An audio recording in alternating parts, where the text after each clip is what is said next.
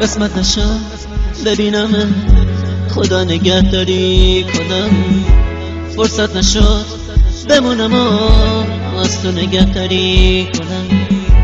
گفتم اگه ببینمت دل کندنم سخته برام، اگه یه وقت بگی نرو رفتن پر از درد برام. گفتم صدا تو نشنوم ندیدم از پیشت برم، پشت سرم زاری نکن چی کار کنم مسافرم.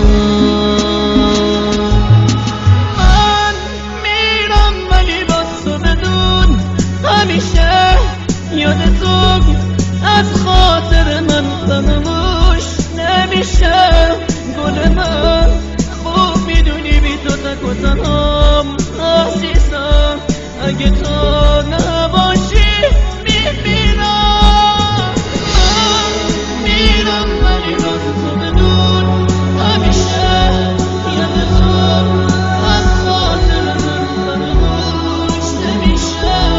گل من خوب میدونی بی تو تک و تنهام عزیزم، اگه تو نباشی میمیرم. نامه رو تا تهش بخون گریه نکن طاقت بیار، نامه رو خط خطی نکن دو جمله رو هم دوام بیار. باور نکن یه بی وفا نامه میذارم و میرم، نه قسمت زندگیه به کی بگم مسافرم.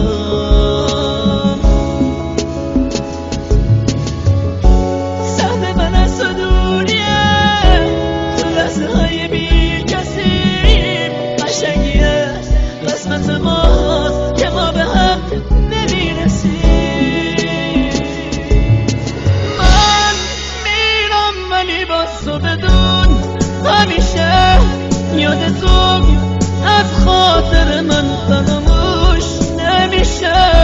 گل من خوب میدونی بی تو تک و تنهام عزیزم، اگه تو نباشی میمیرم. من میرم ولی با تو بدون همیشه یاد تو از خاطر من فراموش نمیشه. گل من خوب میدونی بی تو تک و تنهام عزیزم، اگه تو نباشی میمیرم.